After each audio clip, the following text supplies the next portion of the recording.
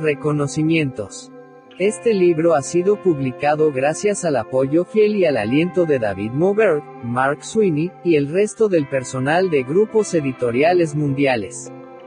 Por años hemos disfrutado de un estrecho y fiel compañerismo, lo que me hace estar agradecido al Señor por el ministerio que estos queridos amigos han tenido en tantas de mis obras publicadas.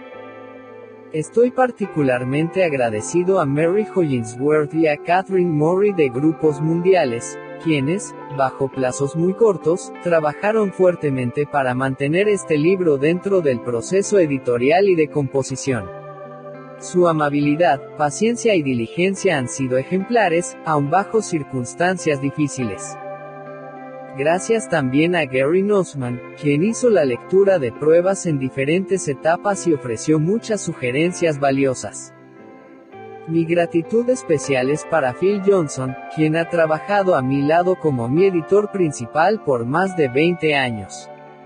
Phil aplicó su talento en el proceso de trasladar este material desde transcripciones de mis sermones sobre Mateo 10 y Lucas 6, convirtiendo ambas series en una sola, asegurándose, además, de que el texto se mantuviera claro y atractivo. Introducción.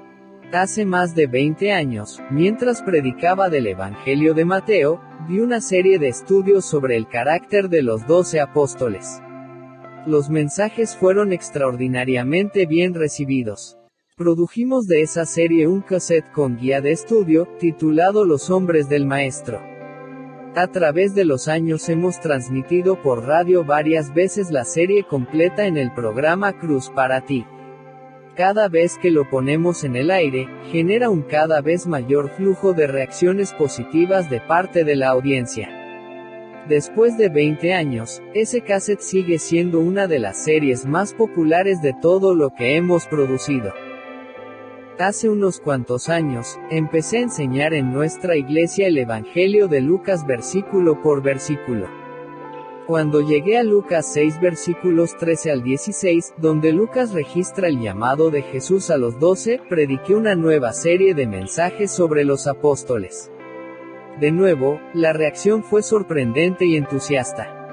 Mientras predicaba la serie, me di cuenta de que una generación completa había nacido y llegado a la edad de adultos desde que habíamos estudiado por última vez la vida de los discípulos.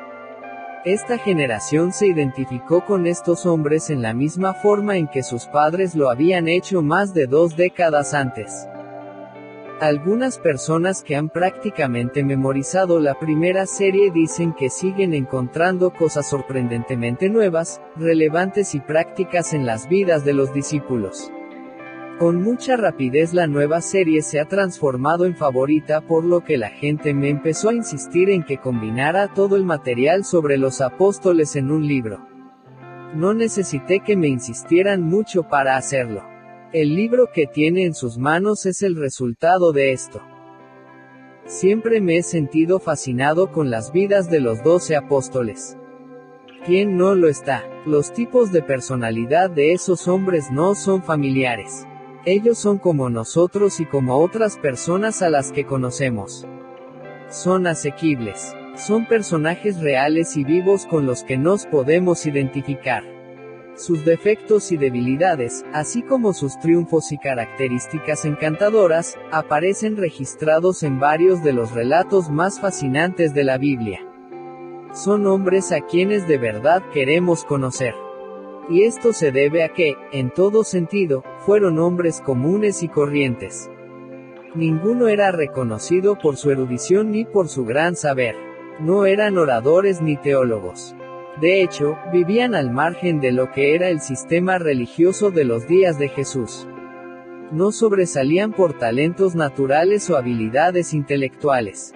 Por el contrario, todos eran proclives a equivocarse, a fallar, a tener actitudes erróneas, a que les faltara la fe y a experimentar amargos fracasos. Y el mejor ejemplo de esto era el líder del grupo, Pedro. Incluso Jesús expresó que eran lentos para aprender y de cierta manera torpes espiritualmente, Lucas 24 versículo 25. Ellos representaban todo el espectro político. Uno era un ex-celote, es decir, un hombre radical, decidido a derrotar al gobierno romano por la vía de la violencia. Otro había sido recaudador de impuestos, prácticamente un traidor a la nación judía, en pugna con Roma. A lo menos 4, y posiblemente 7, eran pescadores y amigos íntimos de la ciudad de Capernaum, y es probable que se conocieran desde niños. Los otros tal vez hayan sido comerciantes o artesanos, porque no se nos dice nada sobre lo que hacían antes de llegar a transformarse en seguidores de Jesús. La mayoría era de Galilea, una región dedicada a la agricultura en la intersección de rutas comerciales.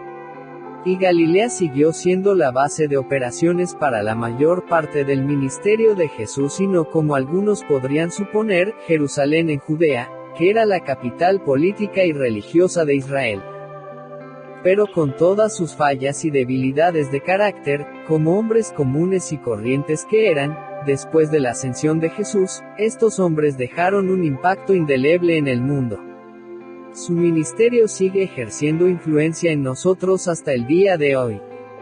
Dios, por su gracia, los capacitó y usó para inaugurar la difusión del mensaje del Evangelio y trastornar el mundo. Hechos de los Apóstoles 17 versículo 6.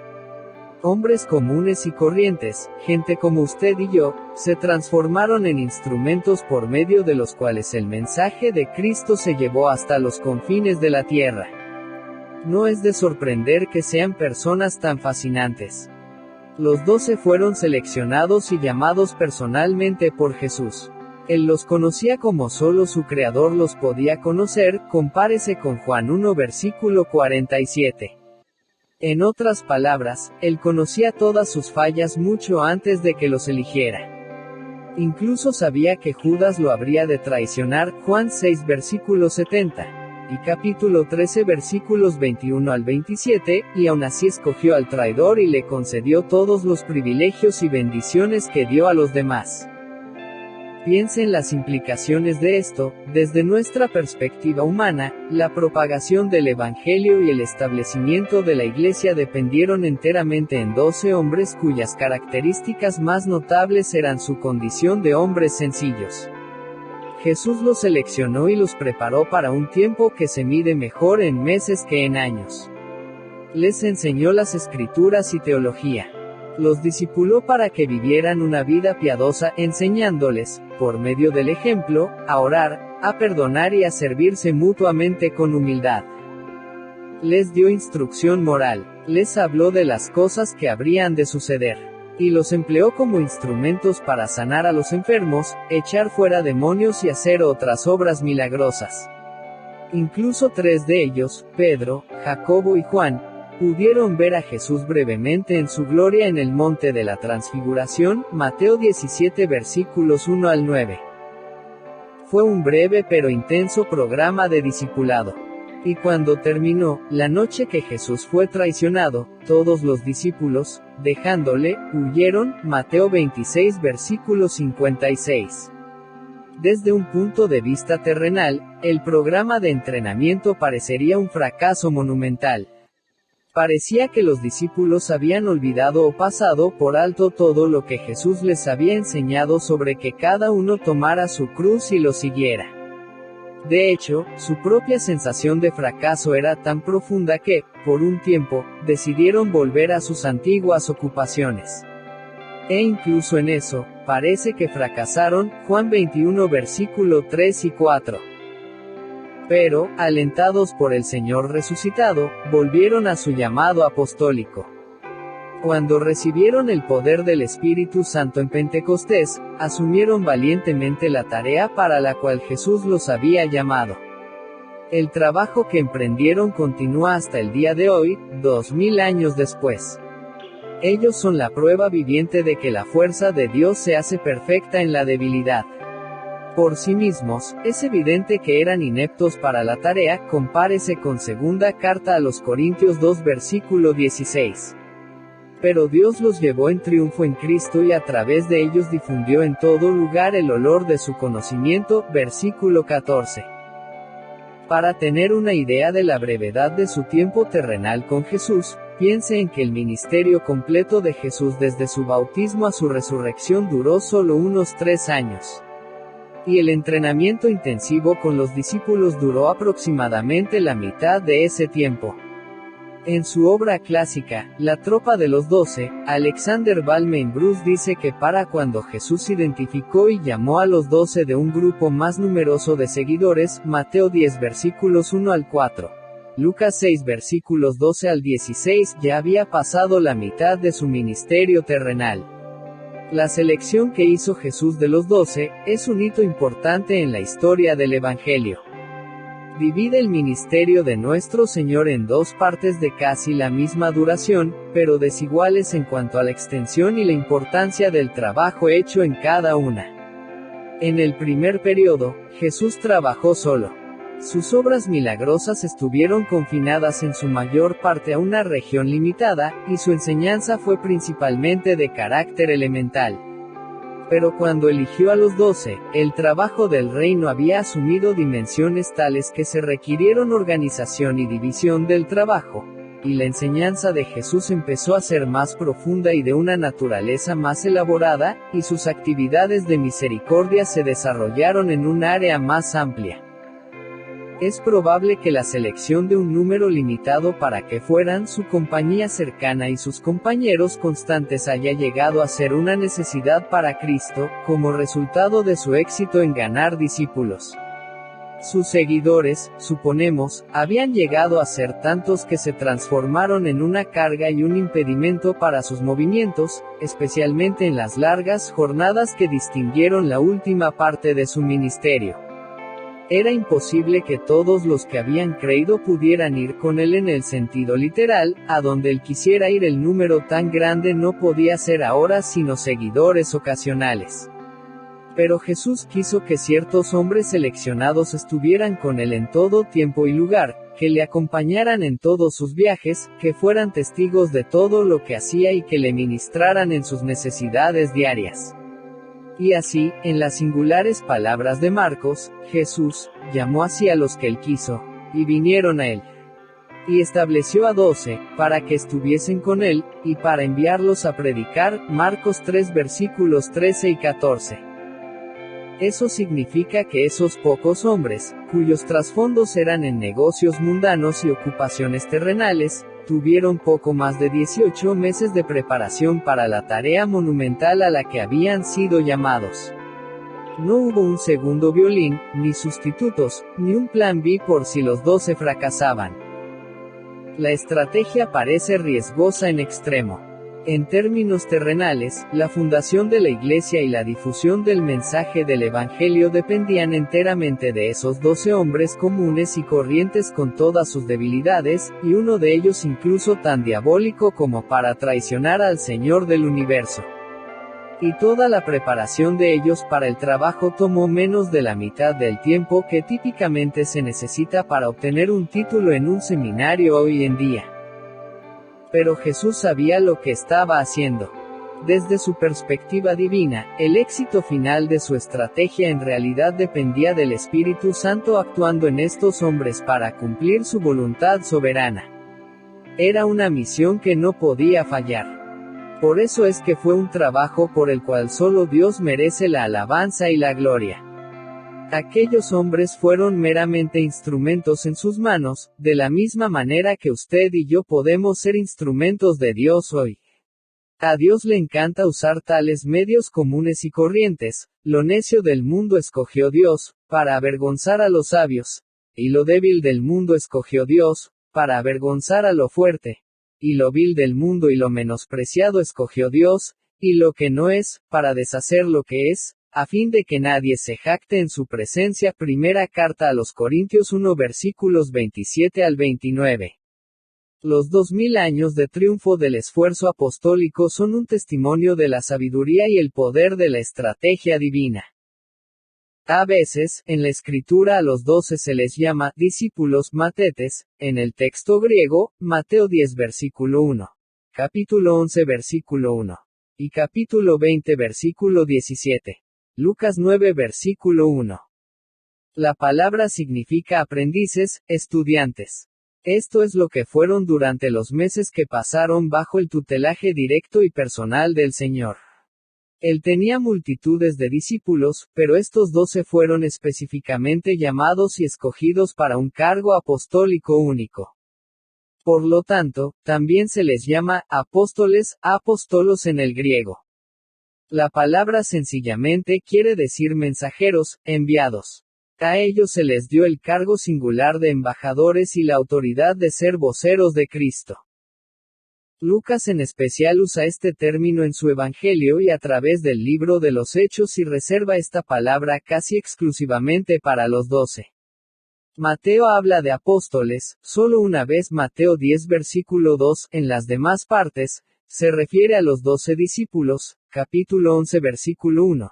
Y capítulo 20 versículo 17, o a los 12, capítulo 26 versículo 14, 20 y 47. De igual manera, Marcos usa el término 12 discípulos solo en una ocasión, Marcos 6 versículo 30. En otros lugares, siempre se refiere a los apóstoles como los 12, capítulo 3 versículo 14, capítulo 4 versículo 10, capítulo 6 versículo 7, capítulo 9 versículo 35, capítulo 10 versículo 32, capítulo 11 versículo 11. Y capítulo 14 versículos 10, 17, 20 y 43. Juan también usa la palabra apóstoles solo una vez, en un sentido no técnico, Juan 13 versículo 16. La mayoría de las versiones en idioma español traducen la expresión como enviado o mensajero. Al igual que Marcos, Juan siempre se refiere al grupo apostólico como los 12, Juan 6 versículos 67, 70 y 71, y capítulo 20 versículo 24. Lucas 10 describe un incidente donde se escogen 70 seguidores de Jesús y se les envía de 2 en 2. Obviamente, se trataba de enviados y algunos comentaristas se refieren a ellos como apóstoles, pero Lucas no emplea ese término para describirlos. Los 12 fueron llamados a un cargo específico. Y en los Evangelios y Hechos el término apóstol casi siempre se refiere a ese cargo y a los 12 hombres que fueron llamados específicamente y ordenados para dicho cargo. Hechos de los Apóstoles 14 versículo 14 y las epístolas paulinas dejan claro que el apóstol Pablo fue igualmente llamado a ocupar un cargo apostólico especial, el de apóstol a los gentiles, Romanos 11 versículo 13. Primera carta a Timoteo 2 versículo 7. Segunda carta a Timoteo 1 versículo 11. El apostolado de Pablo fue un llamado único. Obviamente, él tuvo la misma autoridad y privilegios que los 12, segunda carta a los Corintios 11 versículo 5. Pero el apostolado de Pablo no se va a tratar en este libro porque nuestro enfoque aquí radica en los 12 hombres que compartieron el ministerio público de Jesús con él y que fueron sus amigos y compañeros más cercanos. Pablo no se convirtió sino hasta después de la ascensión de Cristo, Hechos de los Apóstoles 9. Él mismo dice que fue un apóstol como un abortivo, nacido fuera de tiempo, primera carta a los Corintios 15 versículo 8. Habló con la misma autoridad y manifestó la misma unción milagrosa que tuvieron los 12, y los 12 lo acogieron entre ellos y reconocieron su autoridad, compárese con segunda carta de Pedro 3 versículos 15 y 16, aunque él no fue uno de ellos. El número 12 es importante, porque Lucas dice que después de la ascensión de Jesús, los apóstoles escogieron a Matías para que supliera el lugar dejado vacante por Judas, Hechos de los Apóstoles 1 versículos 23 al 26. La función de un apóstol, incluyendo el cargo específico al cual el apóstol Pablo fue llamado, comprendía una posición de liderazgo y autoridad de enseñanza exclusiva en la primera iglesia. Los apóstoles, u otros muy cercanos a ellos, fueron los que escribieron los libros del Nuevo Testamento. Y antes que se escribiera el Nuevo Testamento, la enseñanza de los apóstoles fue la norma en la iglesia naciente. Empezando con los primeros convertidos en Pentecostés, todos los creyentes verdaderos reconocieron el liderazgo de los apóstoles, Hechos de los Apóstoles 2 versículo 37. Y a medida que la Iglesia crecía, su fidelidad a la verdad se describe en estos términos.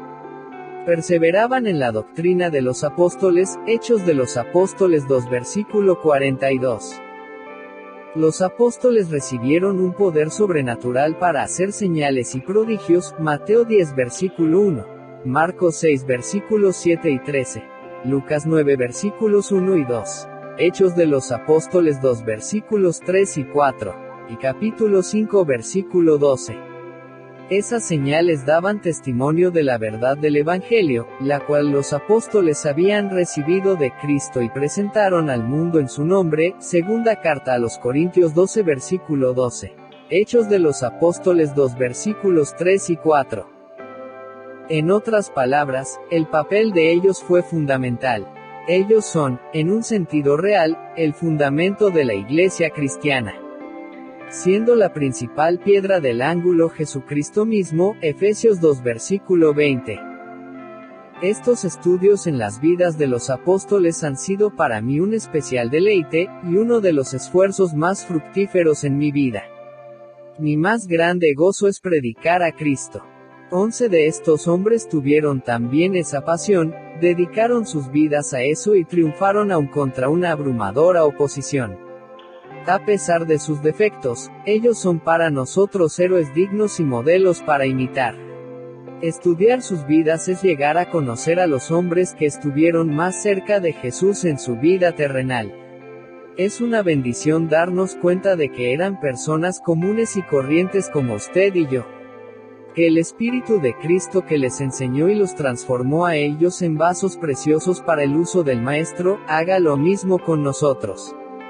Y que podamos aprender del ejemplo de ellos lo que en realidad significa ser discípulos. Contenido. Capítulo 1. Hombres comunes y corrientes, un llamado poco común. Capítulo 2. Pedro, el apóstol impetuoso. Capítulo 3. Andrés, el apóstol de las cosas pequeñas. Capítulo 4. Jacobo, el apóstol de la pasión. Capítulo 5. Juan, el apóstol del amor. Capítulo 6. Felipe, el analítico. Capítulo 7. Natanael, en quien no hay engaño. Capítulo 8. Mateo, el cobrador de impuestos, y Tomás, el gemelo. Capítulo 9. Jacobo el menor, Simón el celote, y Judas no el Iscariote, que era el apóstol con 3 nombres. Capítulo 10. Judas, el traidor.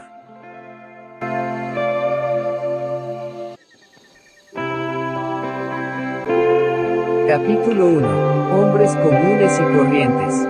Un llamado poco común. Pues mirad, hermanos, vuestra vocación, que no sois muchos sabios según la carne, ni muchos poderosos, ni muchos nobles, sino que lo necio del mundo escogió Dios, para avergonzar a los sabios, y lo débil del mundo escogió Dios, para avergonzar a lo fuerte, y lo vil del mundo y lo menospreciado escogió Dios, y lo que no es, para deshacer lo que es, a fin de que nadie se jacte en su presencia. Primera carta a los Corintios 1 versículos 26 al 29. Desde los comienzos mismos de su ministerio público en su ciudad natal de Nazaret, Jesús fue tremendamente controversial. La gente de su propia comunidad literalmente trató de matarlo inmediatamente después de haber pronunciado su primer mensaje público en la sinagoga local. Al oír estas cosas, todos en la sinagoga se llenaron de ira, y levantándose, le echaron fuera de la ciudad, y le llevaron hasta la cumbre del monte sobre el cual estaba edificada la ciudad de ellos, para despeñarlo. Mas él pasó por en medio de ellos, y se fue. Lucas 4 versículos 28-30. Irónicamente, Jesús se hizo tremendamente popular entre la gente que vivía en la región de Galilea, que era más grande. A medida que empezó a circular la noticia de sus milagros, por toda la zona, grandes multitudes venían a verle y a oírle hablar. Lucas 5 versículo 1 dice que el gentío se agolpaba sobre él para oír la palabra de Dios. Un día, la gente gente era tan numerosa y lo presionaba tanto que él tuvo que subirse a un bote y alejarse de la orilla lo suficiente como para seguir hablándoles desde allí. No por pura coincidencia, el bote que escogió Jesús pertenecía a Simón. Jesús habría de darle un nuevo nombre, Pedro, y Pedro habría de llegar a ser la persona dominante en el círculo íntimo de los discípulos. Algunos podrían pensar que si Jesús hubiera querido que su mensaje tuviera el máximo impacto, debió de haber explotado más efectivamente su popularidad. La sabiduría convencional moderna quizás sugiera que Jesús debió de haber hecho todo lo posible para explotar su fama, atenuar las controversias provocadas por su enseñanza y emplear cualquier estrategia que hubiese podido usar para aumentar las multitudes alrededor de él. Pero Jesús no hizo eso, más bien, hizo todo lo contrario. En lugar de tomar la ruta populista y explotar su fama, enfatizó las cosas que hacían de su mensaje algo tan controversial. Para el tiempo cuando las multitudes alcanzaron su punto máximo, él predicaba un mensaje que causaba tanta oposición abierta, y era tan ofensivo en su contenido, que las multitudes se alejaron, quedando solo unos pocos fieles. Juan 6 versículos 66 y 67. Entre los que permanecieron con él estaban los 12, a quienes él personalmente había seleccionado y designado para que lo representaran. Eran 12 hombres comunes y corrientes, sin nada excepcional. Pero la estrategia de Cristo para adelantar su reino giró en torno de estos 12 hombres en lugar de las multitudes que lo aclamaban. Decidió trabajar a través de la disponibilidad de estos pocos individuos llenos de fallas más bien que llevar a cabo su agenda a través de la fuerza de las multitudes, el poder militar, su popularidad personal, o una campaña de relaciones públicas. Desde una perspectiva humana, el futuro de la Iglesia y el éxito a largo plazo del Evangelio dependían enteramente de la fidelidad de ese puñado de discípulos. Si ellos fallaban, no había un segundo plan, es decir, un plan alternativo. La estrategia que Jesús escogió tipificaba el carácter de su reino. El reino de Dios no vendrá con advertencia, ni dirán, helo aquí, o helo allí, porque aquí el reino de Dios está entre vosotros. Lucas 17 versículos 20 y 21. El avance del reino no es con ejército, ni con fuerza, sino con mi espíritu, ha dicho Jehová de los ejércitos. Zacarías 4 versículo 6. Una docena de hombres bajo el poder del Espíritu Santo son una fuerza más poderosa que las muchedumbres cuyo entusiasmo inicial por Jesús había sido aparentemente provocado por poco más que simple curiosidad. Cristo personalmente escogió a los 12 e invirtió la mayor parte de su energía en ellos. Los escogió antes que aquellos lo escogieran a él. Juan 15 versículo 16. El proceso de selección y llamamiento se produjo en diferentes etapas. Una lectura superficial de la Escritura puede hacer suponer que Juan 1 versículos 35 al 51, Lucas 5 versículos 3 al 11 y el llamado formal de los 12 en Lucas 6 versículos 12 al 16 son relatos que se contradicen sobre cómo Cristo llamó a sus apóstoles. Pero no hay contradicción. Los pasajes sencillamente están describiendo diferentes etapas del llamado de los apóstoles. En Juan 1 versículos 35 al 51, por ejemplo, Andrés, Juan, Pedro, Felipe y Natanael se encontraron con Jesús por primera vez. Esto tuvo lugar cerca del comienzo del ministerio de Jesús, en el desierto próximo al río Jordán, donde Juan el Bautista estaba ministrando.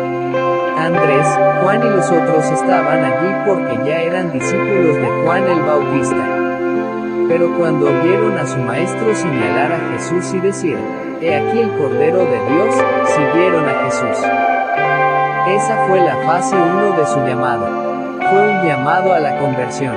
Ilustra cómo cada discípulo es primero llamado a la salvación. Es necesario reconocer a Jesús como el verdadero Cordero de Dios y Señor de todo y aceptarlo por fe. Esa etapa en el llamado de los discípulos no significaba un discipulado de tiempo completo.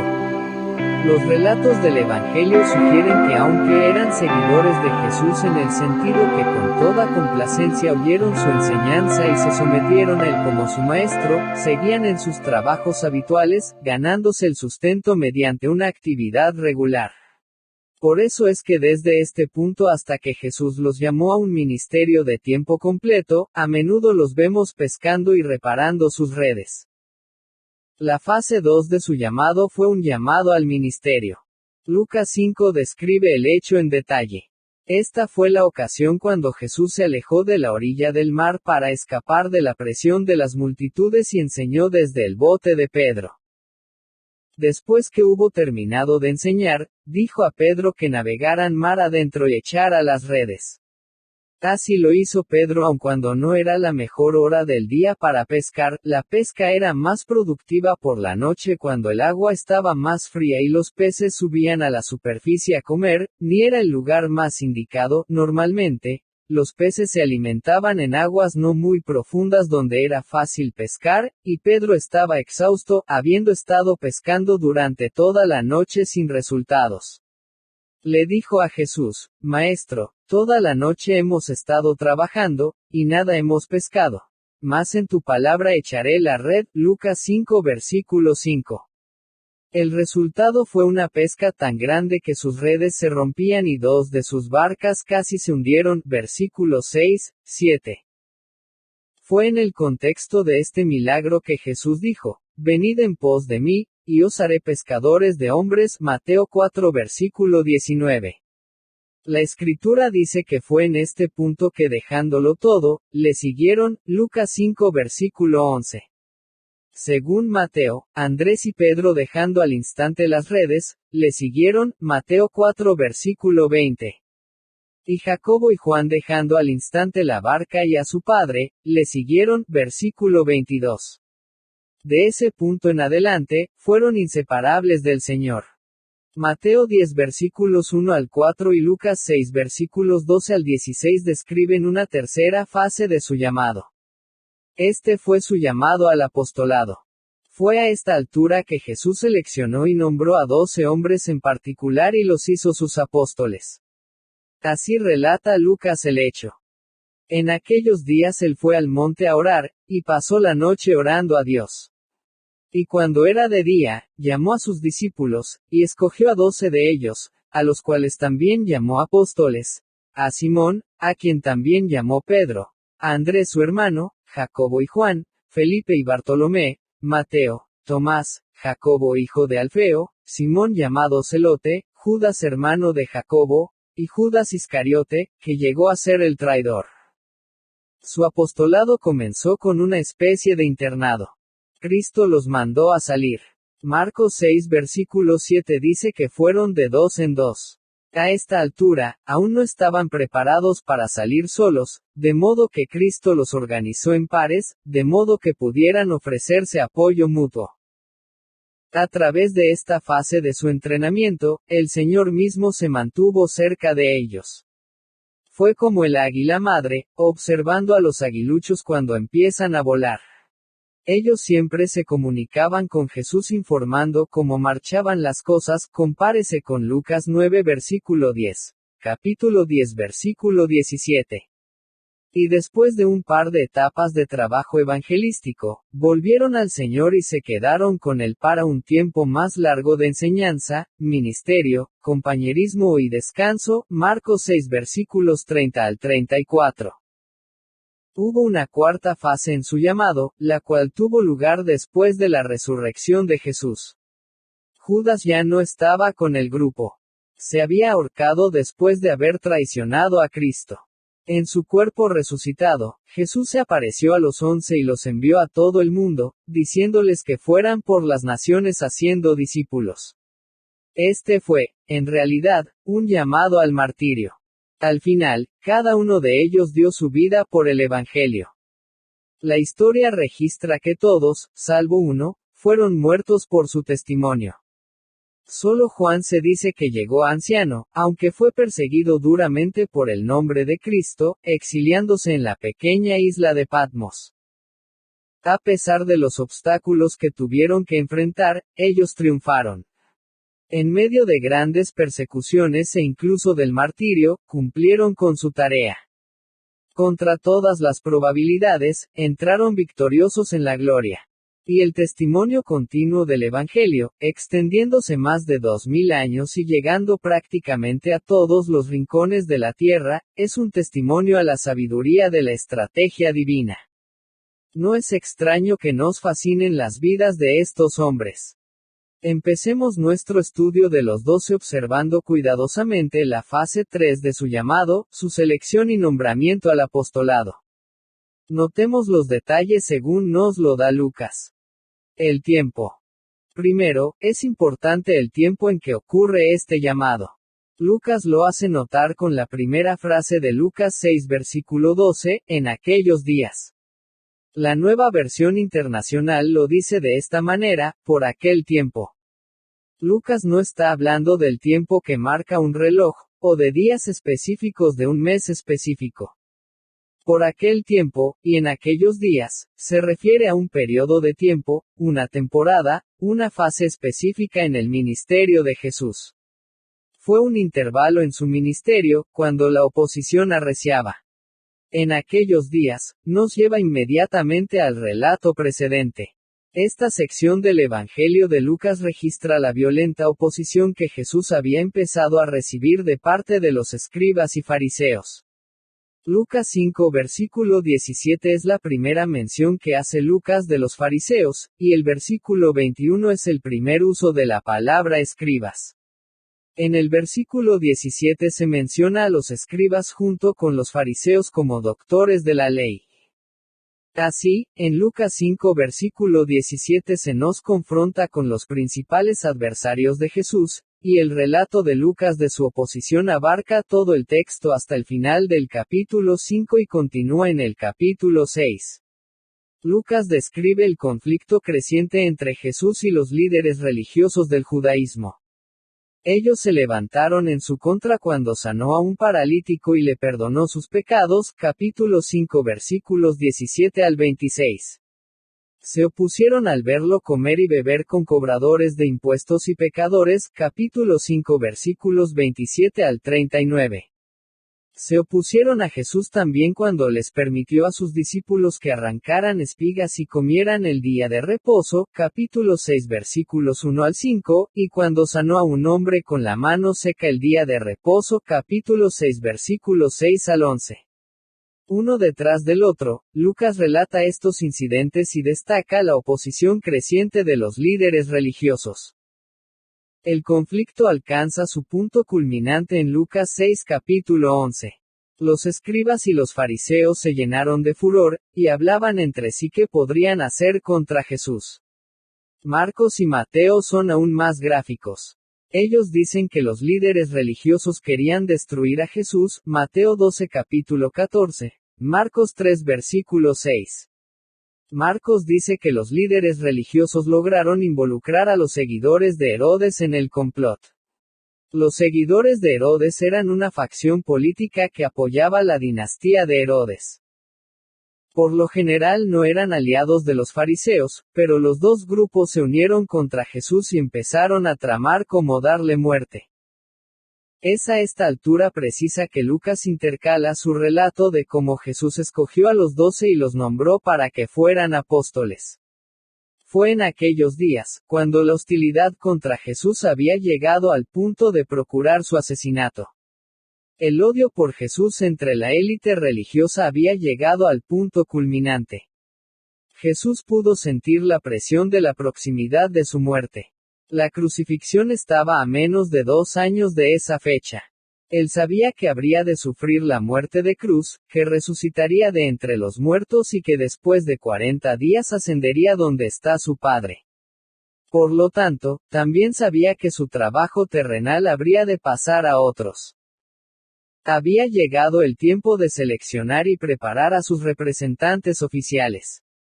Jesús, al tanto del odio que le tenían los líderes religiosos, absolutamente consciente de la hostilidad que se había levantado en su contra, viendo lo inevitable de su ejecución, eligió a 12 hombres clave para llevar adelante la proclamación de su evangelio para la salvación de Israel y el establecimiento de su iglesia.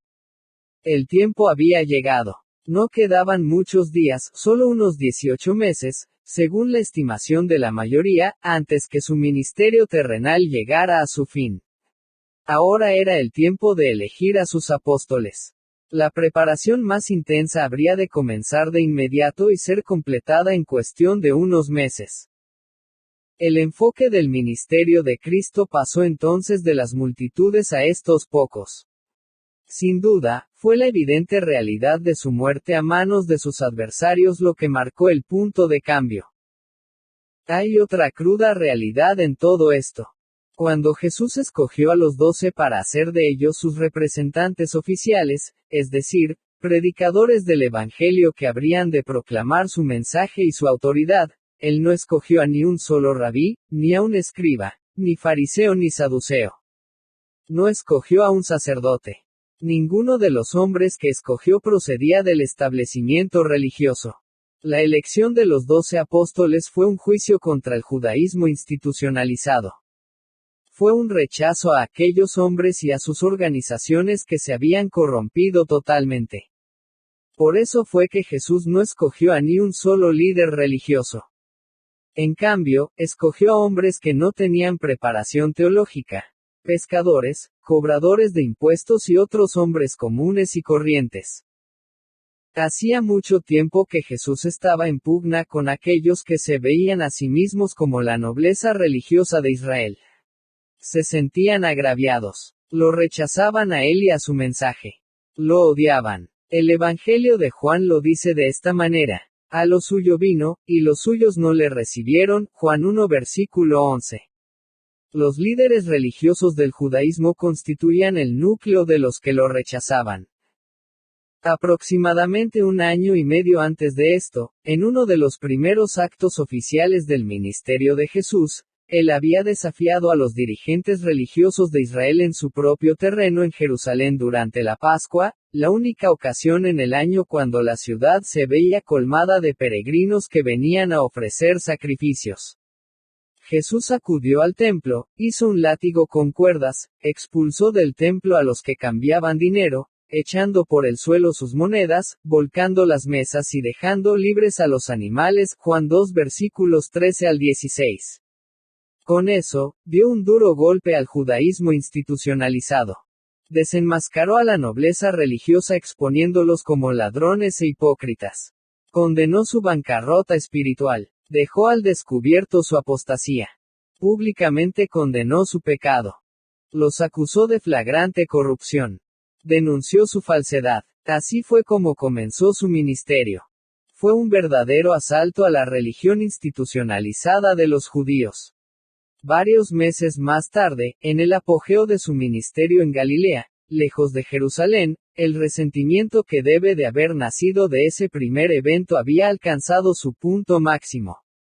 Los líderes religiosos estaban sedientos de sangre. Y empezaron a urdir una trampa para darle muerte. Su rechazo a él fue completo. Eran hostiles al evangelio que él predicaba. Despreciaban la doctrina de la gracia que sustentaba, rechazaban el arrepentimiento que exigía, miraban con desdén el perdón que ofrecía y repudiaban la fe que personificaba.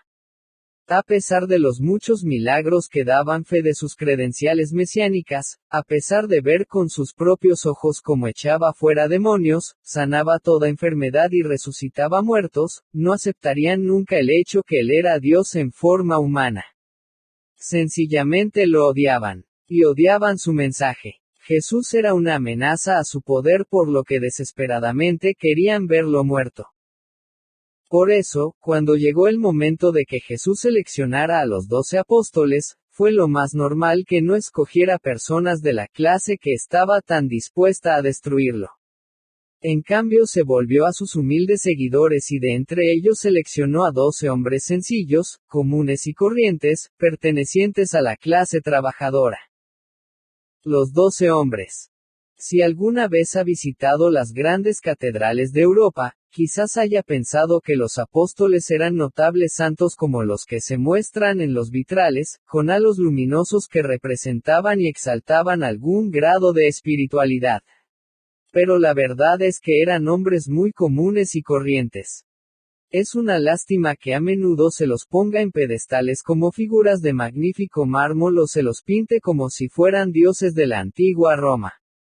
Eso los deshumaniza. Porque ellos eran simplemente 12 hombres comunes y corrientes, humanos en todos los aspectos. No debemos pasar por alto quiénes eran realmente.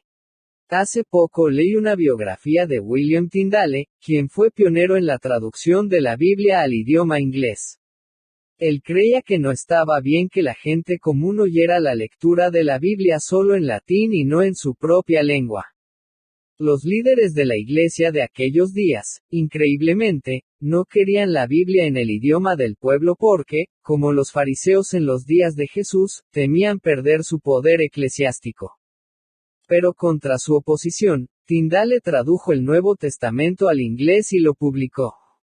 Por su esfuerzo fue premiado con el exilio, la pobreza y la persecución. Finalmente, en 1536, fue estrangulado y quemado en la hoguera. Una de las cosas que motivó a Tyndale a traducir la escritura al idioma común fue una encuesta sobre el clero inglés que reveló que la mayoría de ellos ni siquiera sabía quiénes eran los 12 apóstoles. Solo unos pocos pudieron nombrar 4 o 5 de los apóstoles. Los líderes de la iglesia y los cristianos de hoy en día posiblemente no lo hagan mejor que los miembros del clero inglés. En realidad, lo que la iglesia institucional ha hecho al canonizar a estos hombres ha sido deshumanizarlos y hacerlos parecer lejanos y como si no fueran de este mundo. Es una extraña ironía porque cuando Jesús los escogió, los seleccionó no por alguna habilidad extraordinaria o una superioridad espiritual. Más bien parece que en forma deliberada escogió a hombres que se destacaban por su sencillez. ¿Qué calificó a estos hombres para que fueran apóstoles? Obviamente no fue una capacidad intrínseca o un talento propio extraordinario. Eran galileos. No pertenecían a ninguna élite. A los galileos se los consideraba como de la clase baja, gente campesina y carente de educación. Eran plebeyos, insignificantes. Pero Jesús no los seleccionó porque hubieran sido más distinguidos o más talentosos que otros en el Israel de aquel tiempo. Indudablemente, quienes van a ocupar esta u otra clase de liderazgo en la iglesia, tienen que reunir ciertas cualidades morales y espirituales. De hecho, las exigencias para el liderazgo espiritual en la iglesia son extremadamente altas. Piense, por ejemplo, en las cualidades para el pastor o el anciano que aparecen mencionadas en primera carta a Timoteo 3 versículos 2 al 7. Pero es necesario que el obispo sea irreprensible, marido de una sola mujer, sobrio, prudente, decoroso, hospedador, apto para enseñar, no dado al vino, no pendenciero, no codicioso de ganancias deshonestas, sino amable, apacible, no avaro. Que gobierne bien su casa, que tenga a sus hijos en sujeción con toda honestidad, pues el que no sabe gobernar su propia casa, ¿cómo cuidará de la iglesia de Dios? No un neófito, no sea que envaneciéndose caiga en la condenación del diablo. También es necesario que tenga buen testimonio de los de afuera, para que no caiga en descrédito y en lazo del diablo. Tito 1 versículo 6 al 9 da una lista similar.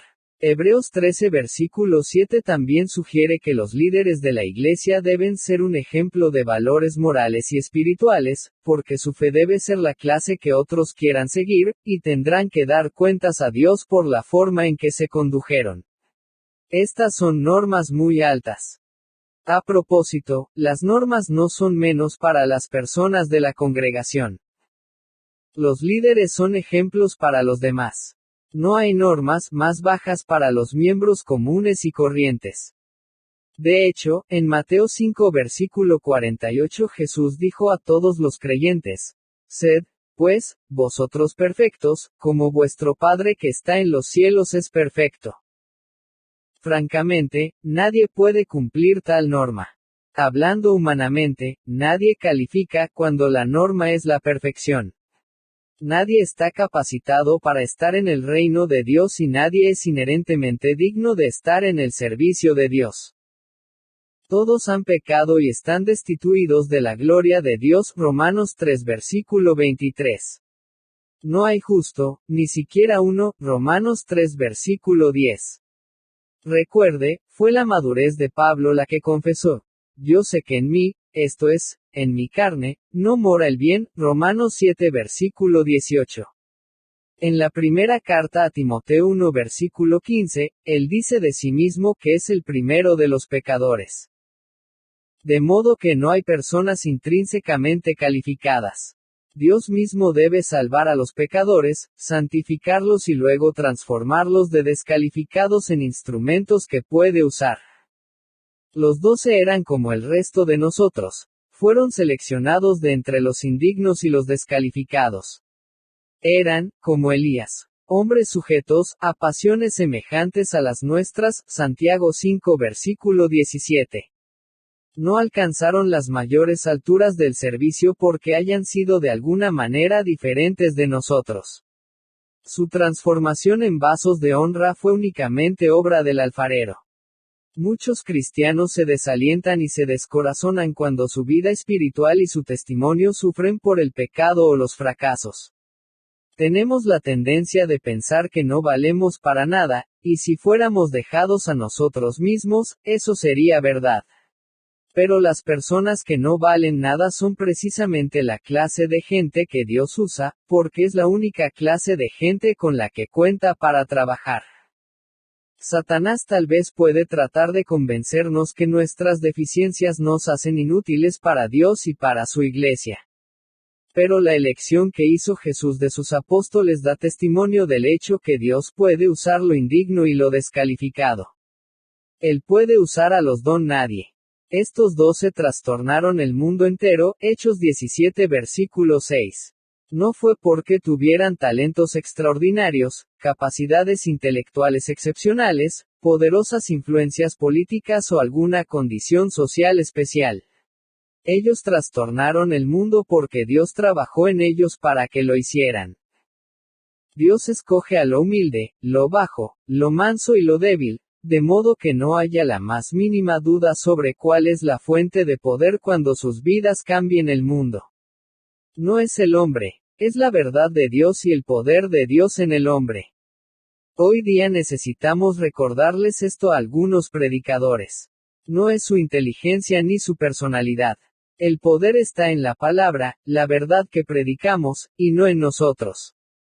Y aparte de la persona, un ser humano extraordinario que era Dios hecho carne, el Señor Jesucristo, la historia de la obra de Dios en la tierra es su historia usando lo indigno y moldeándolo para usarlo de la misma manera que el alfarero moldea el barro. Los 12 no fueron la excepción. Por supuesto que los apóstoles merecen el lugar excepcional que ocupan en la historia de la redención. Por cierto que son dignos de ser considerados héroes de la fe. El libro de Apocalipsis dice que sus nombres adornarán las 12 puertas de la ciudad celestial, la Nueva Jerusalén, de modo que el mismo cielo les rinde un tributo eterno. Pero tal hecho no disminuye la verdad que eran tan comunes y corrientes como usted y yo. Necesitamos recordarlos no por su imagen en los vitrales sino por la forma tan humana en que la Biblia nos los presenta. Debemos sacarlos de su oscuridad del otro mundo y conocerlos como personas reales. Necesitamos pensar en ellos como hombres de carne y hueso y no como figuras exaltadas del panteón del ritualismo religioso. Sin embargo, tampoco debemos desestimar la importancia de su cargo. Después de su elección, los 12 apóstoles de hecho se transformaron en los verdaderos líderes espirituales de Israel. La élite religiosa del Israel apóstata quedó simbólicamente a un lado cuando Jesús los escogió. Los apóstoles se transformaron en los primeros predicadores del nuevo pacto. Fueron los primeros a quienes se confió el evangelio cristiano. Ellos representaban al verdadero Israel de Dios, un Israel genuinamente arrepentido y creyente. También llegaron a ser las piedras fundamentales de la iglesia, con Jesús mismo como la piedra angular, Efesios 2 versículo 20. Estas verdades son resaltadas y no disminuidas por el hecho de que estos hombres fueron tan comunes y corrientes. De nuevo, esto es perfectamente consecuente con la forma en que el Señor siempre trabaja. En la primera carta a los Corintios 1 versículos 20 y 21, leemos, ¿dónde está el sabio? ¿Dónde está el escriba? ¿Dónde está el disputador de este siglo? ¿No ha enloquecido Dios la sabiduría del mundo? Pues ya que en la sabiduría de Dios, el mundo no conoció a Dios mediante la sabiduría, agradó a Dios salvar a los creyentes por la locura de la predicación. Esa es la razón por la que no había filósofos, ni escritores brillantes, ni apologistas famosos, ni eminentes maestros, ni hombres que se hubieran distinguido como grandes oradores entre los que Cristo escogió. Ellos se transformaron en grandes líderes espirituales y en grandes predicadores bajo el poder del Espíritu Santo, pero no fue por habilidades oratorias innatas, capacidades de liderazgo o calificaciones académicas que hubiesen tenido estos hombres. Su influencia se debe a una sola cosa, el poder del mensaje que predicaban. A nivel humano, el Evangelio era considerado un mensaje necio, y los apóstoles eran vistos como predicadores ingenuos. La élite consideraba su enseñanza de baja calidad. Los que la ofrecían eran simples pescadores y oscuros miembros de la clase trabajadora. Eran peones, gente del populismo. Así los valoraban sus contemporáneos. Lo mismo ha sido cierto en cuanto a la verdadera Iglesia de Cristo a través de la historia. También es cierto en el mundo evangélico de hoy en día. ¿Dónde están los intelectuales notables, los escritores más exitosos y los grandes oradores a quienes el mundo considera como tales? Por lo general, no se encuentran en la Iglesia. Pues mirad, hermanos, vuestra vocación, que no sois muchos sabios según la carne, ni muchos poderosos, ni muchos nobles. Primera carta a los Corintios 1 versículo 26. Sino que lo necio del mundo escogió Dios, para avergonzar a los sabios, y lo débil del mundo escogió Dios, para avergonzar a lo fuerte, y lo vil del mundo y lo menospreciado escogió Dios, y lo que no es, para deshacer lo que es, a fin de que nadie se jacte en su presencia. Versículos 27 al 29. Los instrumentos favoritos de Dios son los don nadie para que ningún hombre pueda jactarse en su presencia. En otras palabras, Dios escoge a quienes Él escoge para recibir en la gloria. Escoge instrumentos débiles para que nadie atribuya el poder a instrumentos humanos en lugar de atribuirlo a Dios, quien ejerce autoridad sobre esos instrumentos. Tal estrategia es inaceptable para aquellos cuyo único propósito en la vida está dirigido a conseguir la gloria humana. Con la notable excepción de Judas Iscariote, estos hombres no eran así. Por cierto que, como todo ser humano caído, lucharon con el orgullo y la arrogancia. Pero la pasión de sus vidas llegó a ser la gloria de Cristo. Y es esa pasión, sometida a la influencia del Espíritu Santo, y no una habilidad innata o un talento humano, lo que explica por qué hicieron un impacto tan indeleble en el mundo. El Maestro. Tenga presente, entonces, que la selección de los 12 tuvo lugar en el tiempo cuando Jesús se enfrentaba con la realidad de su muerte inminente. Había experimentado una creciente hostilidad por parte de los líderes religiosos. Él sabía que su misión terrenal culminaría pronto con su muerte, resurrección y ascensión. De modo que desde este punto en adelante, el carácter de su ministerio cambió. Su prioridad número 1 fue preparar a los hombres que serían los principales voceros del Evangelio después que él se hubiera ido. ¿Cómo los escogió? Primero, buscó la comunicación con su Padre. En aquellos días él fue al monte a orar, y pasó la noche orando a Dios. Lucas 6 capítulo 12. En los primeros 5 capítulos de su Evangelio, Lucas ya ha dejado claro que la oración era una norma en la vida de Jesús. Lucas 5 versículo 16 dice, mas él se apartaba a lugares desiertos, y oraba. Era un hábito en él buscar la soledad para hablar con su Padre.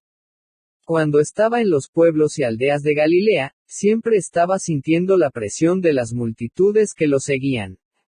Las regiones desérticas y montañosas le ofrecían el ambiente solitario adecuado para orar. No sabemos cuál era este monte. Si importara, la Escritura nos lo habría dicho. En el norte de Galilea hay una gran cantidad de cerros y montañas. Este monte probablemente quedaba cerca de Capernaum, en el radio de una corta caminata. Capernaum era una especie de base del ministerio de Jesús. Él fue allí y pasó la noche entera orando. A menudo vemos a Jesús orando antes que ocurrieran hechos trascendentales en su ministerio. Recuerde que eso era lo que hacía la noche cuando fue traicionado. Oraba en el huerto donde había encontrado soledad, lejos de la agitada atmósfera de Jerusalén. Judas sabía que allí podría encontrarlo, porque de acuerdo con Lucas 22 versículo 39, Jesús acostumbraba ir allí a orar. Aquí vemos a Jesús en toda su humanidad. Estaba en medio de una situación extremadamente cambiante. La hostilidad que se tramaba contra él anticipaba su muerte. Le quedaba muy poco tiempo para preparar a los hombres que serían los encargados de difundir el Evangelio por el mundo después de su partida. Y la fría realidad de los hechos lo llevó a lo alto del monte para poder orar a Dios en completa soledad. No había buscado la fama sino que había tomado forma de siervo, viniendo a la tierra como un hombre. El momento en que tendría que humillarse hasta la muerte, y muerte de cruz, se acercaba. Por eso fue a Dios como un hombre lo haría, buscando el rostro de Dios en oración y comunicándose con el Padre acerca de los hombres que había escogido para esta función vital. Nótese que pasó toda la noche orando. Si fue al monte antes que oscureciera, es probable que haya ido a las 7 u 8 de la tarde. Si bajó del monte después del amanecer, tal vez fueran las 6 de la mañana. En otras palabras, estuvo orando por lo menos 10 horas seguidas. Para decir que pasó toda la noche orando, se necesitan varias palabras en español. En el griego, sin embargo, se requiere una sola, dianictereuo. La palabra es importante. Habla de seguir firmemente una tarea toda la noche. Para referirse a que se pasó la noche durmiendo, no se habría usado esta palabra.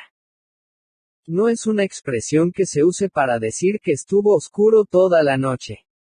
Tiene el sentido de trabajar a lo largo de la noche, de mantenerse haciendo algo toda la noche. Sugiere que Jesús se mantuvo despierto en medio de la oscuridad hasta la mañana, y que perseveró todo el tiempo en oración con un inmenso peso de deber, de compromiso sobre él. Otra nota interesante surge del griego aunque no la vemos en español. Nuestras versiones dicen que él pasó la noche orando a Dios.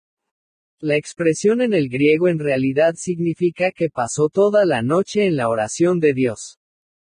Cada vez que él oraba, oraba literalmente la oración de Dios. Estaba involucrado en una comunión intratrinitaria. La oración ofrecida era precisamente la oración de Dios. Los miembros de la Trinidad se comunicaban unos con otros. Sus oraciones eran todas perfectamente consecuentes con la mente y la voluntad de Dios, porque Él mismo es Dios.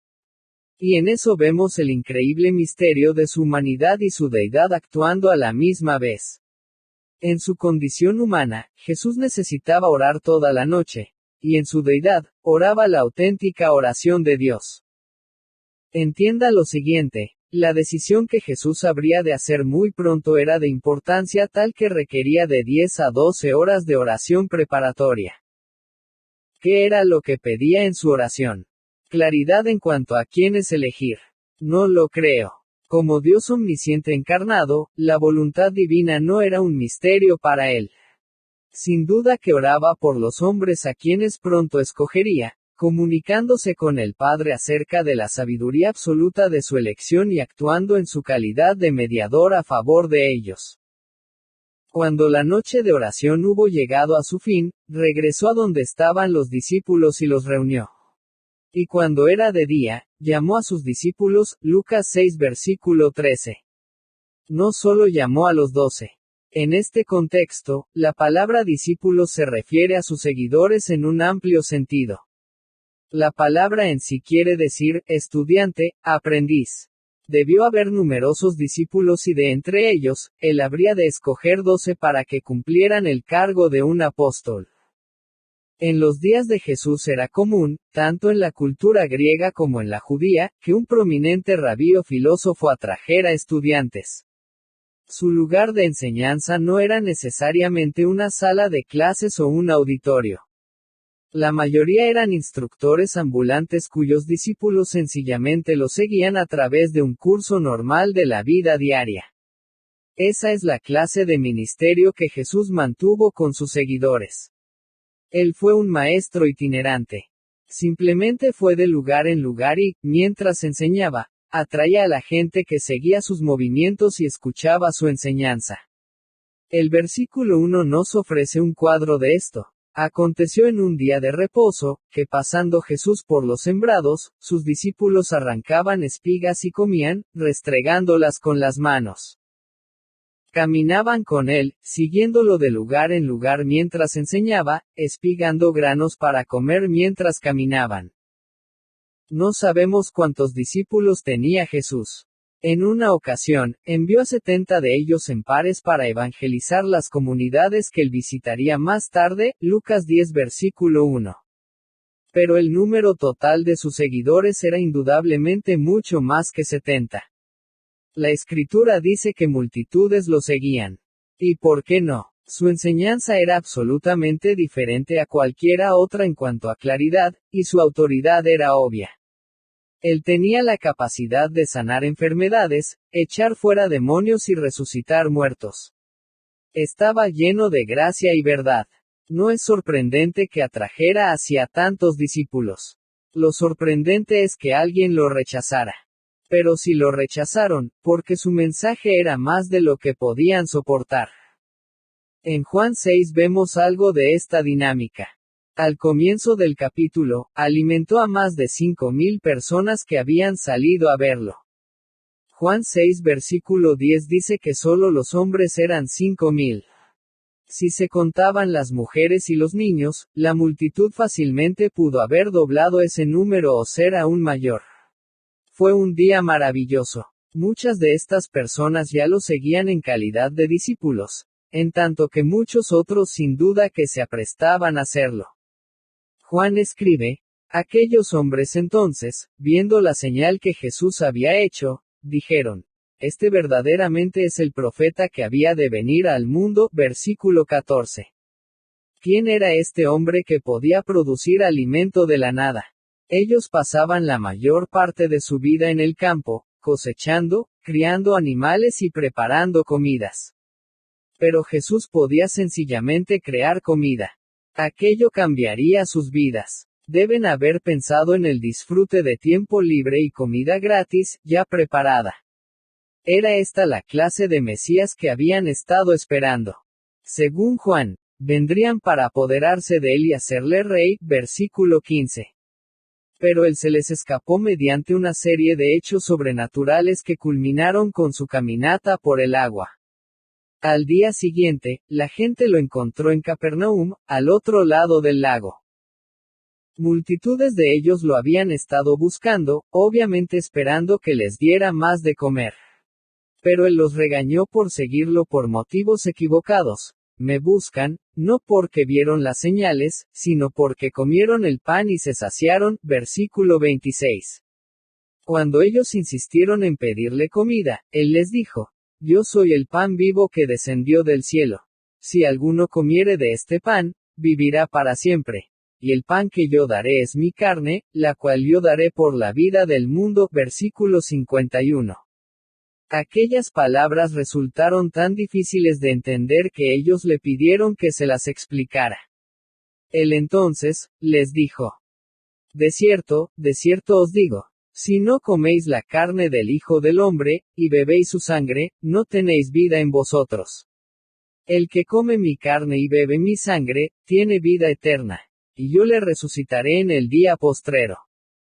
Porque mi carne es verdadera comida, y mi sangre es verdadera bebida. El que come mi carne y bebe mi sangre, en mí permanece, y yo en él. Como me envió el Padre viviente, y yo vivo por el Padre, asimismo el que me come, él también vivirá por mí. Este es el pan que descendió del cielo, no como vuestros padres comieron el maná, y murieron. El que come de este pan, vivirá eternamente. Estas cosas dijo en la sinagoga, enseñando en Capernaum, versículos 53 al 59. Esta afirmación los ofendió tanto que muchos de sus discípulos empezaron a dudar sobre si lo seguirán o no. Juan escribe, desde entonces, muchos de sus discípulos volvieron atrás, y ya no andaban con él. Capítulo 6 versículo 66. Así, los discípulos iban y venían. La gente se sentía atraída y luego desilusionada. Y en aquella ocasión particular descrita en Juan 6, Jesús incluso dijo a los 12, ¿queréis acaso iros también vosotros? Versículo 67. Pedro habló por el grupo cuando respondió, Señor, ¿a quién iremos? Tú tienes palabras de vida eterna. Y nosotros hemos creído y conocemos que tú eres el Cristo, el Hijo del Dios viviente. Versículos 68 y 69. Los que se quedaron eran gente a la que Dios soberanamente había traído a su propio Hijo. Versículo 44. Jesús también, en forma particular, los había traído hacia él. Les dijo, no me elegisteis vosotros a mí, sino que yo os elegí a vosotros, y os he puesto para que vayáis y llevéis fruto, y vuestro fruto permanezca. Juan 15 versículo 16.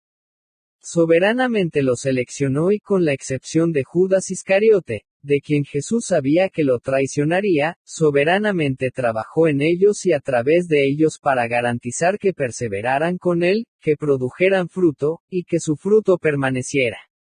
Aquí vemos trabajando el principio de la gracia de Dios selectiva. La soberanía de su selección la vemos de una manera extraordinaria en la selección de los 12. De un gran número de discípulos, quizás cientos de ellos, él eligió a 12 hombres en particular y los nombró para el cargo u oficio apostólico. No era un trabajo para el cual se anduvieran buscando interesados o voluntarios. Jesús los escogió soberanamente y los nombró, en presencia del grupo más grande. Este fue un momento notable para esos 12 hombres. Hasta ese momento, Pedro, Jacobo, Juan, Andrés, Natanael, Mateo y los otros eran solo parte de la multitud. Eran aprendices como cualquier otro del grupo. Habían estado siguiendo, escuchando, observando y absorbiendo las enseñanzas del Maestro. Pero todavía no tenían ningún papel oficial de liderazgo. No habían sido nombrados para ningún cargo que los separara de los demás. Eran rostros en la multitud hasta que Jesús los seleccionó e hizo a 12 de ellos apóstoles. ¿Por qué 12? ¿Por qué no 8? ¿Por qué no 24? El número 12 está lleno de valores simbólicos. 12 eran las tribus de Israel. Pero Israel era apóstata. El judaísmo de los tiempos de Jesús representaba una corrupción de la fe del Antiguo Testamento. Israel había abandonado la gracia divina a favor de la religión por obras. Su religión era legalista. Estaba llena de hipocresía, obras farisaicas, regulaciones humanas y ceremonias sin sentido. Era herética. Estaba basada en los descendientes físicos de Abraham en lugar de en la fe de Abraham. Al escoger a 12 apóstoles, Jesús en realidad estaba estableciendo un nuevo liderazgo para el nuevo pacto. Y los apóstoles representaban a los nuevos líderes del verdadero Israel de Dios, formado por personas que creían el Evangelio y eran seguidores de la fe de Abraham. Compárese con Romanos 4 versículo 16. En otras palabras, los 12 apóstoles simbolizaban el juicio contra las 12 tribus del Israel del Antiguo Testamento. Jesús mismo hizo la conexión con toda claridad. En Lucas 22 versículos 29 y 30, les dijo a los apóstoles, yo, pues, os asigno un reino, como mi Padre me lo asignó a mí, para que comáis y bebáis a mi mesa en mi reino, y os sentéis en tronos juzgando a las 12 tribus de Israel. La importancia del número 12 se haría inmediatamente obvia a casi todos los israelitas. Las afirmaciones mesiánicas de Jesús fueron claras a todos los que escucharon sus enseñanzas. Él habló constantemente de su reino venidero. Mientras tanto, por todo Israel, la esperanza de que el Mesías apareciera pronto y estableciera su reino era cada vez mayor. Algunos creyeron que Juan el Bautista sería ese Mesías, pero Juan señaló a Cristo, compárese con Juan 1 versículos 19 al 27. Ellos sabían muy bien que Cristo tenía todas las credenciales mesiánicas, Juan 10 versículos 41 y 42. Él no era la clase de líder político que esperaban, por eso fueron tan lentos para creer, Juan 10 versículos 24 y 25. Pero sin duda entendieron las afirmaciones que hacía, lo que los llenó de esperanza.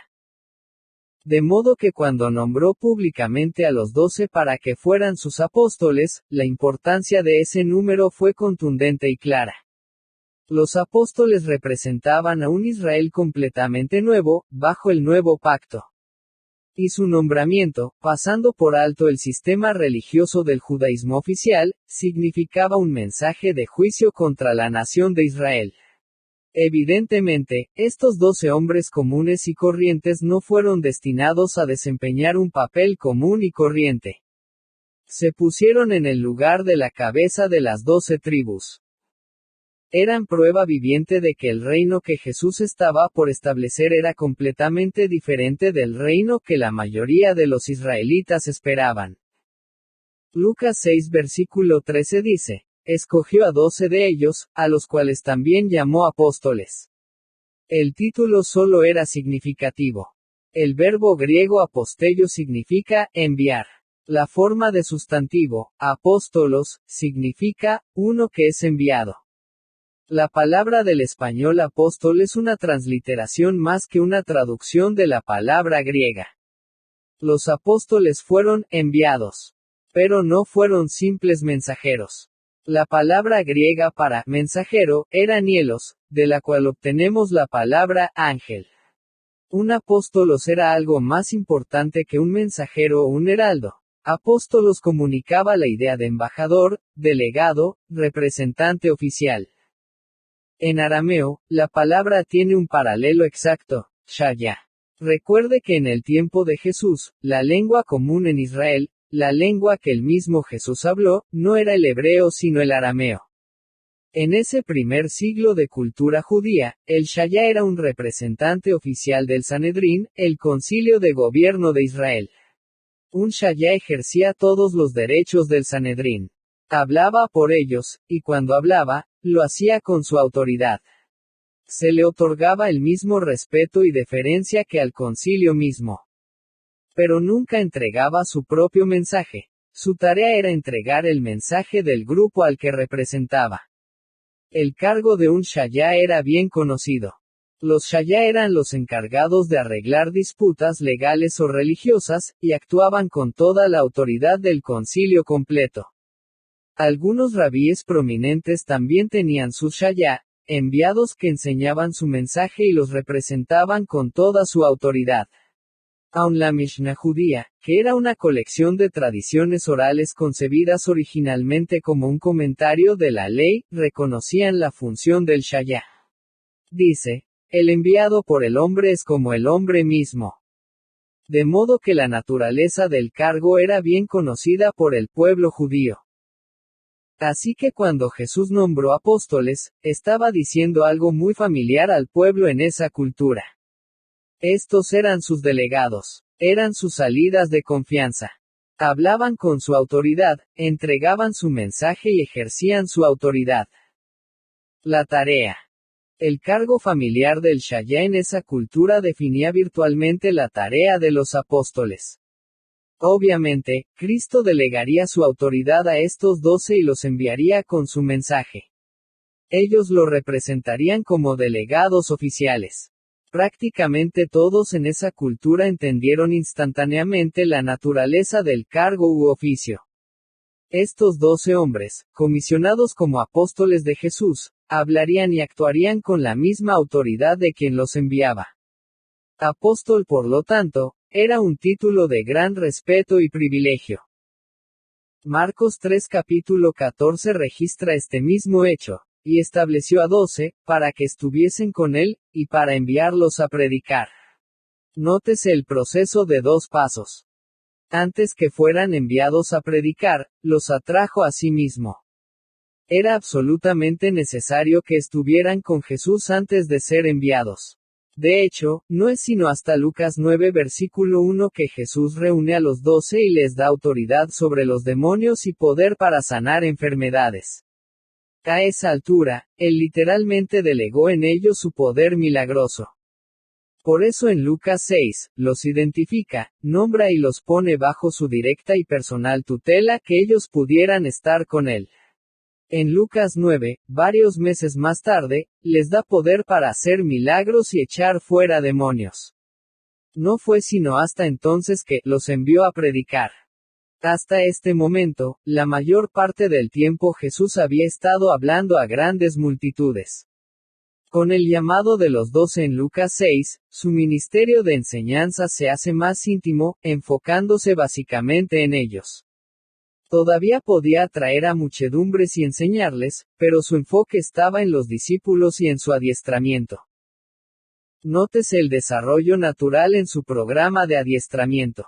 Al principio, simplemente siguieron a Jesús, espigando de sus sermones para las multitudes y escuchando sus instrucciones junto con un grupo mayor de discípulos.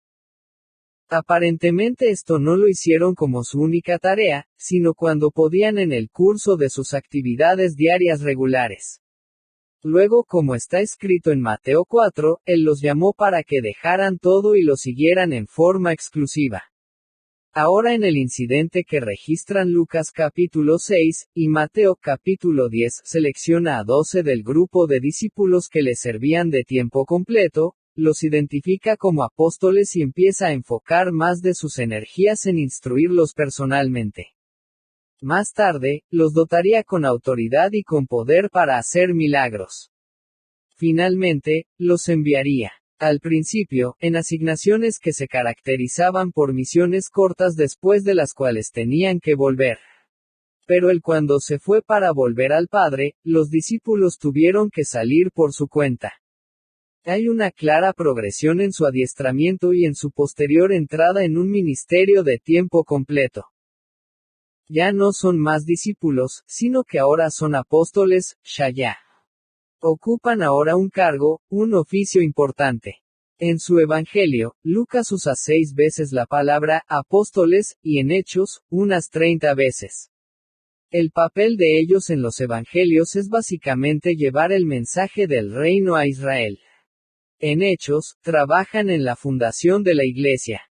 Aunque se trataba de hombres comunes y corrientes, su llamado fue un llamado poco común.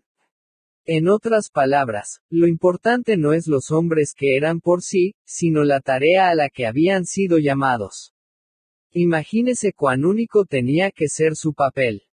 No solo tenían que fundar la iglesia y desempeñar un liderazgo central a medida que la iglesia primitiva crecía y se multiplicaba, sino que también tenían que ser los canales a través de los cuales sería dada la mayor parte del Nuevo Testamento.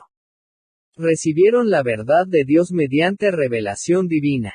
Efesios 3 versículo 5 es muy explícito en cuanto a esto. Pablo dice que el misterio de Cristo, el cual en el principio no fue dado a conocer, ahora es revelado a sus santos apóstoles y profetas por el Espíritu. Ellos no predicaron un mensaje humano. La verdad les fue dada mediante revelación directa. Eran, por lo tanto, la fuente de toda verdadera doctrina de la Iglesia. Hechos 2 versículo 42 describe en estos términos las actividades de la iglesia primitiva, y perseveraban en la doctrina de los apóstoles, en la comunión unos con otros, en el partimiento del pan y en las oraciones. Antes que el Nuevo Testamento se completara, la enseñanza de los apóstoles era la única fuente de verdad sobre Cristo y la doctrina de la iglesia. Y su enseñanza era recibida con la misma autoridad que la palabra escrita. De hecho, el Nuevo Testamento escrito no es otra cosa que los registros inscriptos e inspirados por el espíritu de la enseñanza de los apóstoles. De modo que los apóstoles tuvieron la misión de edificar la iglesia. Efesios 4 versículos 11 y 12 dice que Cristo dio a los apóstoles, a fin de perfeccionar a los santos para la obra del ministerio, para la edificación del cuerpo de Cristo. Ellos fueron los maestros y predicadores cristianos originales. Su enseñanza, registrada en el Nuevo Testamento, es la única regla por la cual, aún hoy día, se puede probar la sana doctrina. También fueron ejemplos de virtud. Efesios 3 versículo 5 los llama, santos apóstoles. Ellos establecieron un modelo para la santidad y la verdadera espiritualidad.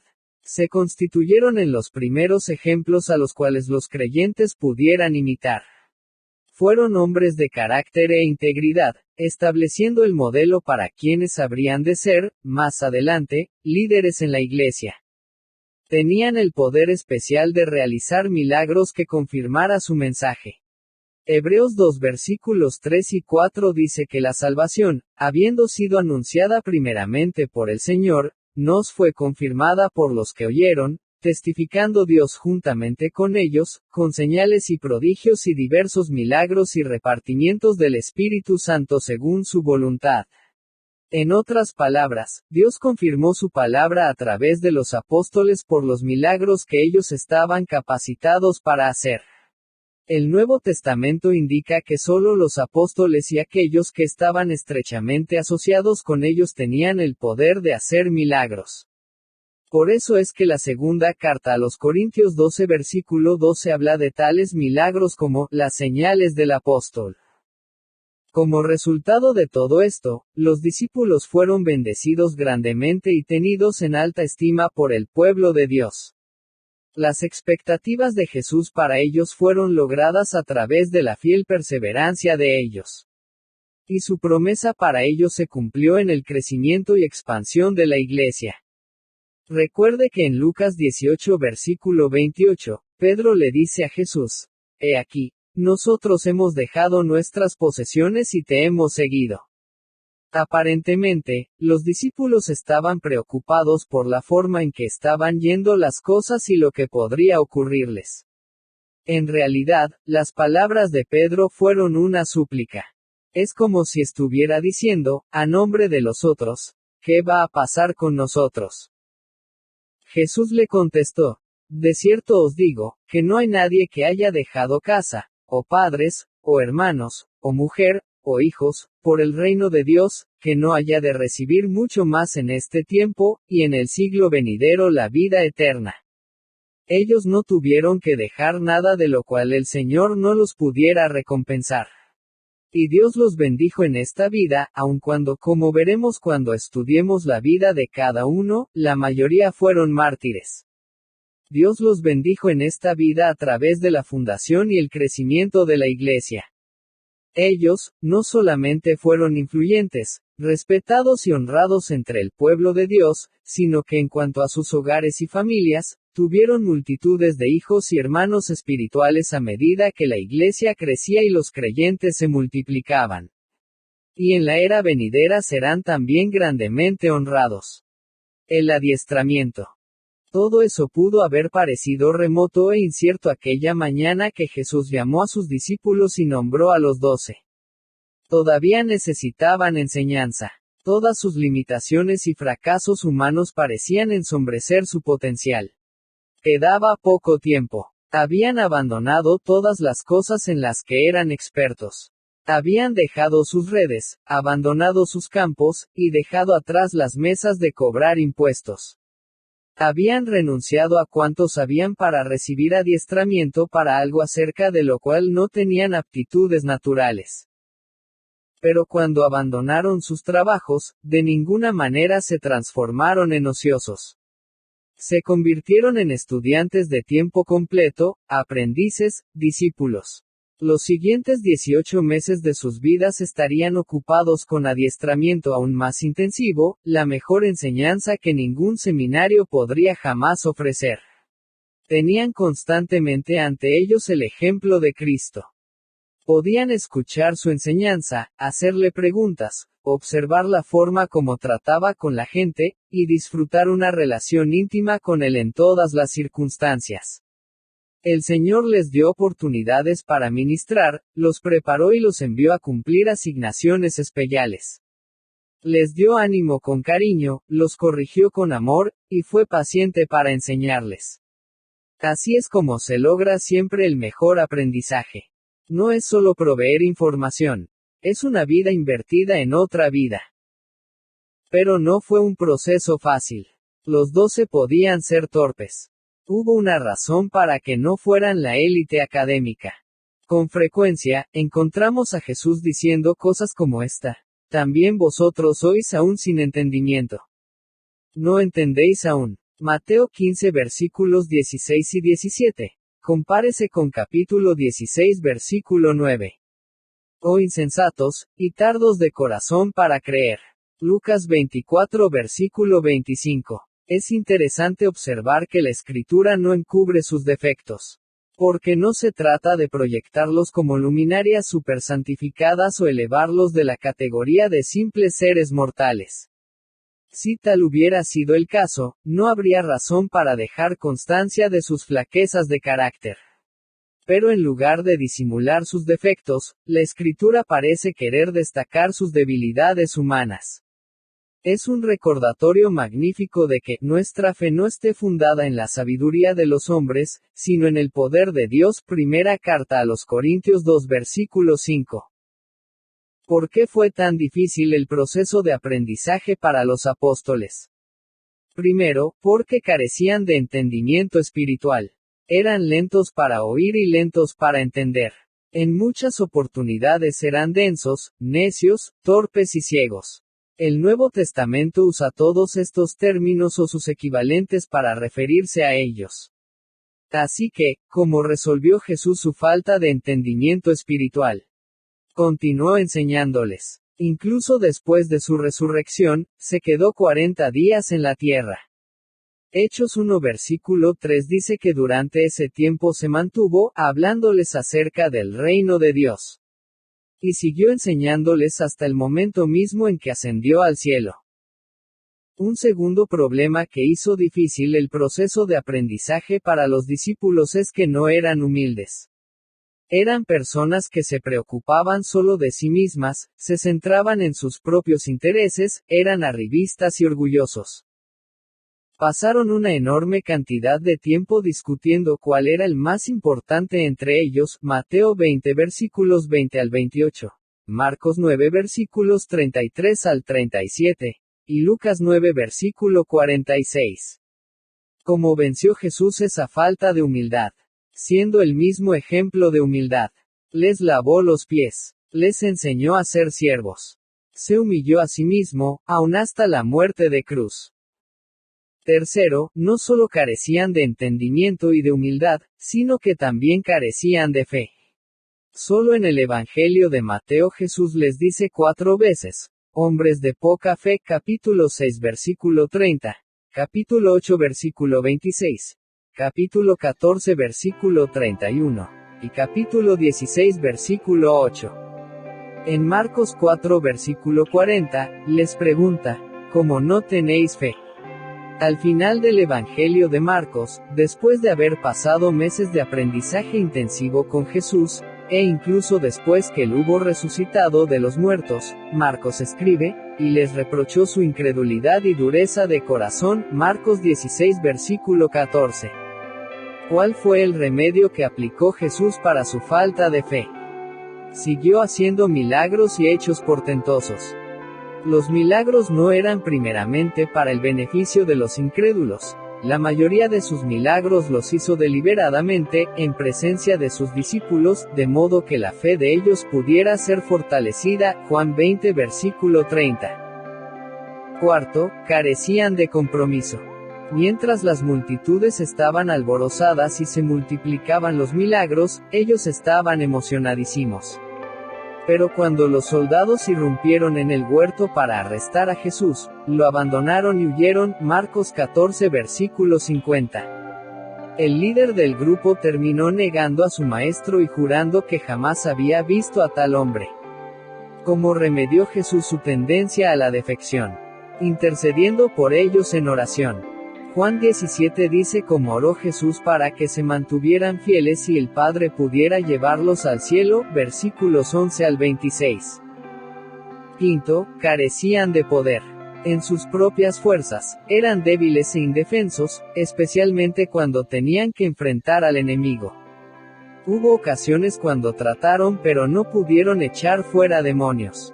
Su falta de fe los inhabilitó para manejar el poder que estaba a su disposición. ¿Qué hizo Jesús para remediar esta deficiencia? El día de Pentecostés envió al Espíritu Santo para que habitara en ellos y les diera poder. Así se los había prometido cuando les dijo: pero recibiréis poder, cuando haya venido sobre vosotros el Espíritu Santo, y me seréis testigos en Jerusalén, en toda Judea, en Samaria, y hasta lo último de la tierra. Hechos 1 versículo 8. Esa promesa se cumplió poderosamente.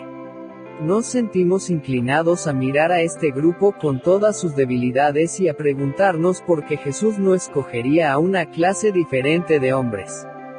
¿Por qué seleccionar a hombres sin entendimiento, sin humildad, sin fe, sin compromiso y sin poder? Sencillamente por esto, porque su poder se perfecciona en la debilidad. Segunda carta a los Corintios 12 versículo 9. De nuevo vemos cómo Él escoge las cosas débiles de este mundo para confundir a lo fuerte. Nadie podría estudiar a este grupo de hombres y llegar a la conclusión que lo que hicieron lo hicieron gracias a sus capacidades innatas. No hay explicación humana a la influencia de los apóstoles. La gloria es únicamente para Dios. Hechos 4 versículo 13 dice esto sobre la forma en que la gente de Jerusalén percibió a los apóstoles. Entonces, viendo el denuedo de Pedro y de Juan, y sabiendo que eran hombres sin letras y del montón, se maravillaban, y les reconocían que habían estado con Jesús. El texto griego dice que la gente percibió que ellos eran spasmenoiantres, literalmente, ignorantes sin educación. Y esto era verdad desde una perspectiva humana. Pero era obvio que habían estado con Jesús. Lo mismo debería decirse de cada verdadero discípulo. Lucas 6 versículo 40 dice: el discípulo no es superior a su maestro, mas todo el que fuere perfeccionado, será como su maestro. El tiempo relativamente breve de adiestramiento que tuvieron los apóstoles con Jesús rindió frutos eternos. Al principio, pudo haber parecido que todo había sido infructuoso, mucho para nada. La noche que Jesús fue traicionado, ellos se dispersaron como ovejas cuyo pastor ha sido herido brutalmente. Mateo 26 versículo 31. Incluso después de la resurrección se veían tímidos, llenos de remordimiento por su fracaso y demasiado preocupados de sus propias debilidades como para ministrar con confianza. Pero después que Jesús terminado de ascender al cielo vino el Espíritu Santo, les infundió poder, y los capacitó para hacer lo que Jesús los había adiestrado para que hicieran. El libro de Hechos registra la forma en que se inició la iglesia, y el resto forma parte de la historia. Aquellos hombres, a través del legado del Nuevo Testamento y del testimonio que dejaron, siguen aún hoy en día cambiando el mundo.